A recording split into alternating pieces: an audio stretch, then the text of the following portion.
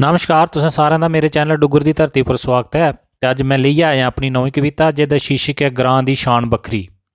ते लियो पेश है मेरी एह् नवां कविता। नजरां जित्थें तक जान शैल लब्भन, मदान गान पक्खरू पखेरू शैल रौनक बनान। किट्ठे गाओ मैं कन्नै चरै बकरी, साफ हवा ठंडा पानी ग्रां दी शान बक्खरी। रुख बूटे बेशुमार चीड़ तोस दे यार शैल चाह् मल शैन कसरोड़ होंदी ऐ त्यार। होंदी दयारें दी सिद्धी ते साफ लकड़ी, साफ हवा ठंडा पानी ग्रां दी शान बक्खरी।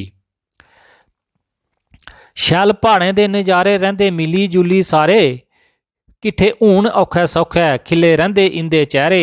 पान कुड्ड इक दुए दा हत्थ पकड़ी, साफ हवा ठंडा पानी ग्रां दी शान बक्खरी। साग सरेआं दा बनान, ढोडा मक्कां दा पकान, बिच मक्खन भी पान, चाह् चाह् कन्नै सारे खान। सैली मरचें दी चटनी कन्नै लस्सी अखरी, साफ हवा ठंडा पानी ग्रां दी शान बक्खरी। मक्कां कनक पिहान, आटा घराटै दा खान, चौल कद्दूए दा अंबल दाल राजमां बनान।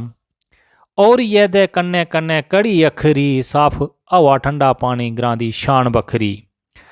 ग्रां दे गभरू जुआन जाई दरिया च न्हान, छिंजें च घुलने की जान ग्रां दी शान बधान। नां लेई लेई छिंजें च सद्दै लाकड़ी, साफ हवा ठंडा पानी ग्रां दी शान बक्खरी।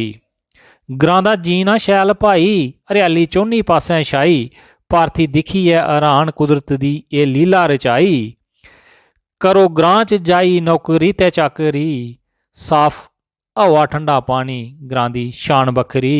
ते जेकर तुसें गी कविता शैल लग्गे तो लाइक शेयर ते कमेंट जरूर करियो। ते मेरे चैनल डुग्गर दी धरती गी भी सबसक्राइब करियो ते घंटी दे बटन की दबाना नहीं भुल्लियो।